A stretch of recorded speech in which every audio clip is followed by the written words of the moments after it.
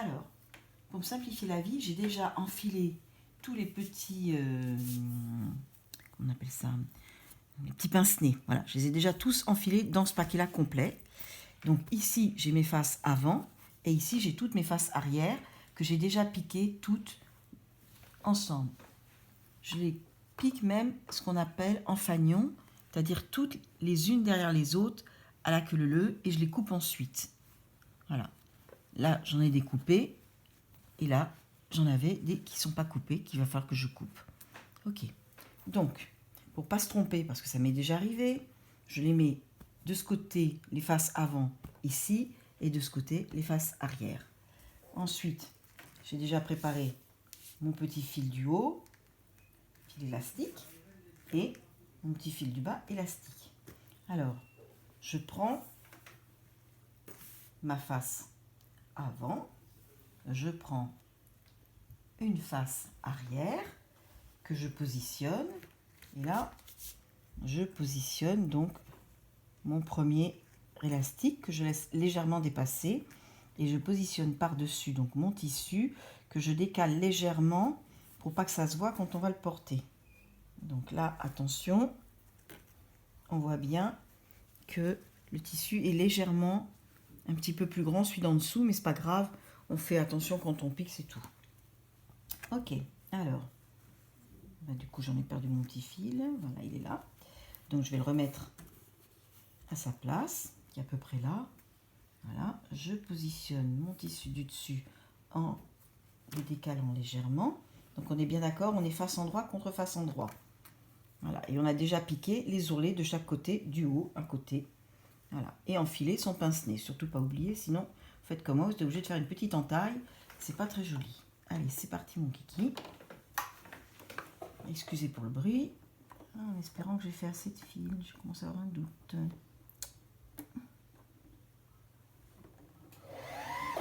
Ah oui, c'est vrai, j'ai fait une canette avant, pour être sûr de ne pas tomber en panne.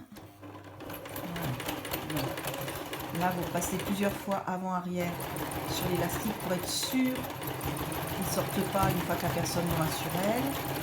Voilà, ensuite, hop, on va jusqu'au bout, quasiment. Voilà, moi je m'arrête à peu près là. Et là, je positionne donc l'élastique du bas, que je laisse légèrement dépasser pour être sûr de ne pas le louper. Voilà, comme ça c'est suffisant. Voilà. Même punition, avant, arrière. Voilà. J'ai fait un peu court, mais bon, je vais quand même y arriver. Hop, l'autre sens.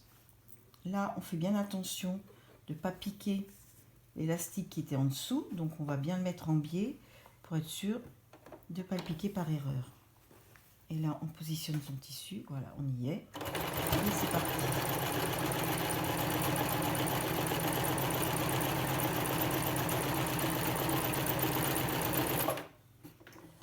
Là, voilà, on tourne. Et là, c'est le moment un peu plus difficile.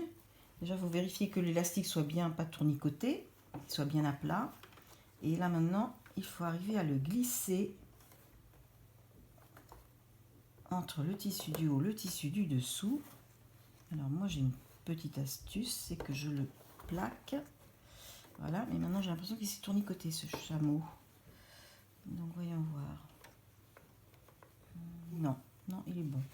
Allez, donc là, hop, je retends mon tissu, je vérifie qu'il soit bien jusqu'au bout.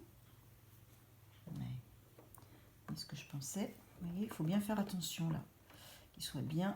Voilà, je pense que c'est bon. Voilà. Ok. Et c'est reparti. Hop, hop, hop, hop, n'est pas obligé de rabaisser son pied de biche, évidemment. Une fois sur deux, je me fais avoir.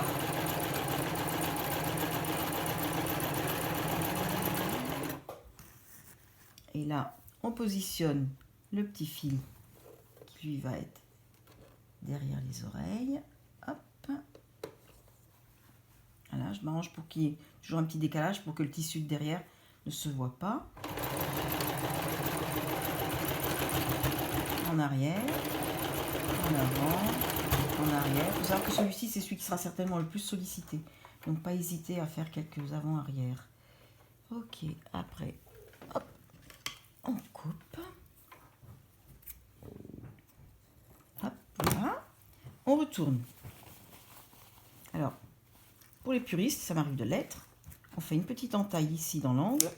Voilà. Une petite entaille ici dans l'angle. Voilà. Et on peut même s'amuser à essayer de remettre à niveau le tissu derrière, qui ne se verra pas, mais c'est histoire d'avoir moins d'épaisseur. Pour repasser, c'est quand même un peu plus facile. Voilà. Hop, hop. Hop. Et là maintenant, on le retourne. Alors, on en profite pour bien tirer les élastiques pour vérifier qu'on ne s'est pas trompé, qu'on est bien, on a bien fait ce qu'il fallait. Hop.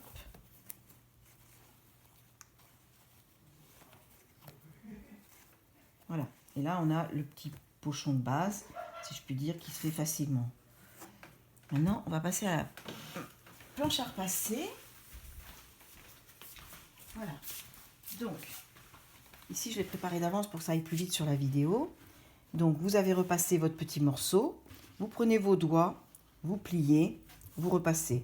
Vous reprenez vos doigts, vous pliez, vous arrangez pour que ce soit bien en face et vous repassez.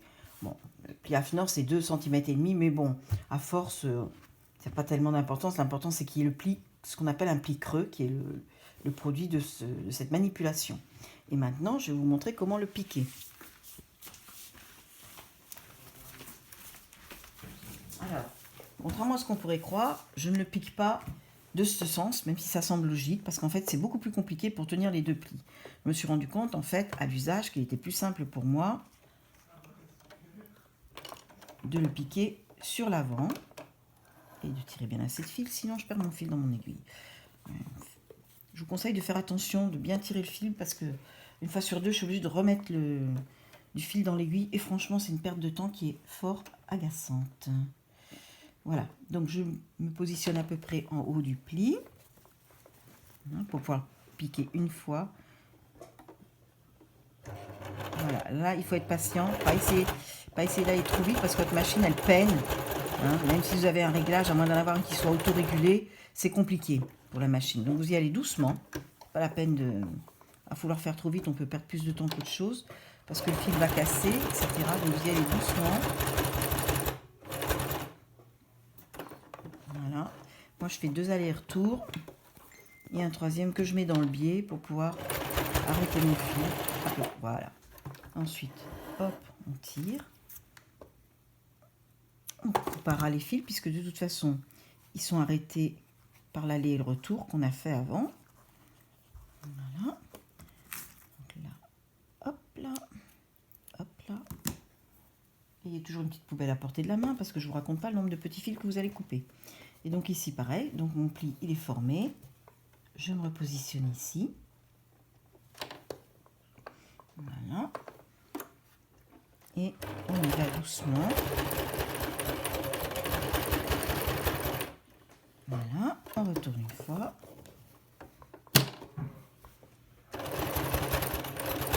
Vous voyez, là, elle peine. Donc, qu'est-ce que vous faites? Prenez le tissu derrière et vous tirez légèrement. Ne tirez pas comme un bourrin, vous allez casser votre fil et vous énerver.